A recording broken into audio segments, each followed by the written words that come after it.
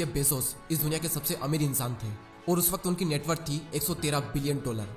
और उसी time Elon Musk की नेटवर्थ थी 27 बिलियन डॉलर। जुलाई 2020 में वारेन बफेट को पीछे कर इलोन मस्क दुनिया के 7वें सबसे अमीर इंसान बने और नवंबर 2020 में बिल गेट्स को पीछे कर दुनिया के दूसरे सबसे अमीर इंसान बने। और फाइनली 7 जनवरी 2021 को 3 सालों से लगातार नंबर 1 रहे जेफ बेजोस को पीछे कर आज दुनिया के सबसे अमीर इंसान बन चुके हैं।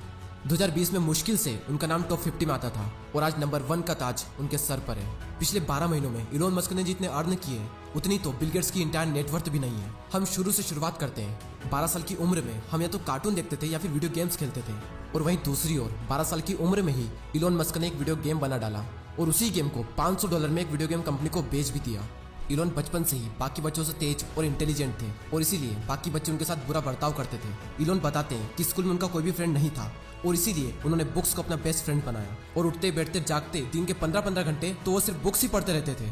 बचपन में इनके माता पिता को और बाकी लोगों को ये लगता था कि इलोन मस्क को कम सुनाई देता है, लेकिन सच तो ये था कि ये किसी की सुनते ही नहीं थे क्योंकि इनका फोकस इतना तगड़ा था कि जब ये किसी एक चीज पर फोकस करते थे तो बाकी सारी जगहों से इनका ध्यान हट जाता था। जहां एक नॉर्मल इंसान हफ्ते के 40 से 50 घंटे काम करता है, वहीं दूसरी ओर इलोन मस्क हफ्ते के 100 घंटे काम करते हैं और ये अपने काम से कभी भी हॉलीडे नहीं लेते हैं। ये किस्मत का नहीं बल्कि पागलपन का खेल है और ये पागलपन नहीं बल्कि महापागलपन है और इसी महापागल ने वो करके दिखाया जो कोई करने की सोच भी नहीं सकता। इन्होंने प्रॉब्लम्स के सोल्यूशन निकालने के लिए कई सारी कंपनीज खड़ी कर दी।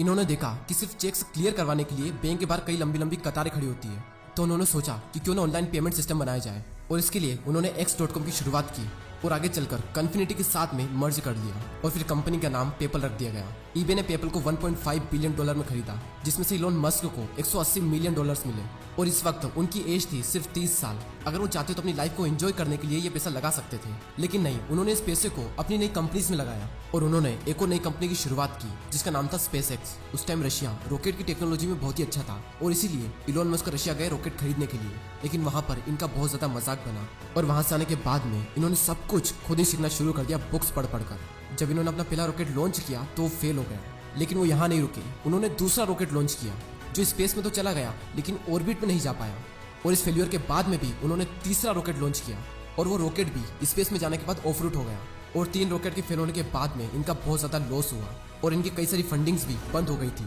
और इसी वजह से नासा भी इनके साथ डील नहीं कर रही थी।